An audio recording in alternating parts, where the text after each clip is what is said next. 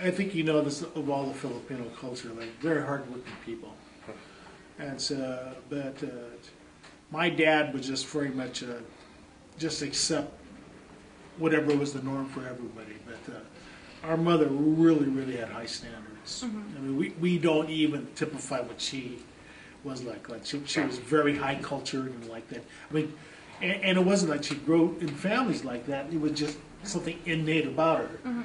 And so when she came to America, I mean, and you'll see that if I give you some of those videos. I mean, all those people they'll talk about our mother. That when she first came from the Philippines, you just saw this little girl in simple clothes, and they said, "Oh, it looks like she just came right off the boat, didn't know anything, didn't know how to do anything." And then they would say at the end of the conversation, "Well, look at your mother now." And so she came and she learned about the American culture, and actually she really disliked America for the first couple of years because she was so close to her family in the Philippines, but she came over here, and she really wanted to go back to the Philippines and get back there until she started having lots of kids. And then she realized that, well, I'm going to be here in America. And at that time, because again, they were just immigrants and just had very few things compared to what the rest of the American families had, she decided my kids are going to have everything that the average American family has. And so, and this is a really funny story because she didn't know how to cook, but she learned a lot about the American ways from watching TV. In the early 50s, I don't know if you're familiar with those shows, but there were things called like the Donna Reed Show, Father Knows Best, I Love Lucy. So you learn American culture by watching that. They always thought that all the parents or the father would always have this cardigan sweater and like that, and the wife would clean the house in a dress with high heels on.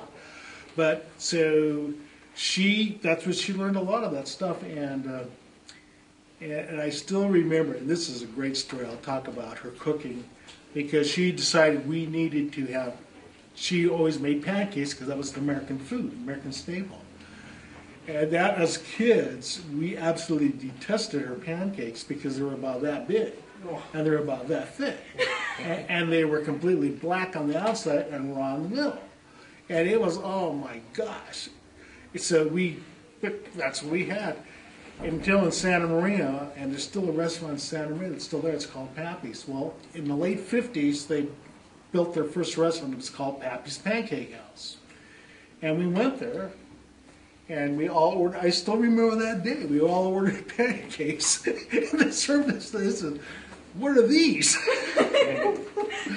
Because they just tasted so freaking good. You know, silver dollars and short stacks, and it was just fantastic. And then my mother, that's when she realized that she was, maybe I need to go and get Bisquick to learn how to make pancakes the right way. But I mean, her pancakes when she first made them were atrocious. So, but again, I mean, how are you supposed to know about these American things when you're from the Philippines? When you're here, and how to make apple pie and all this other American food. But she was determined that we were going to be able to have what all the American kids did.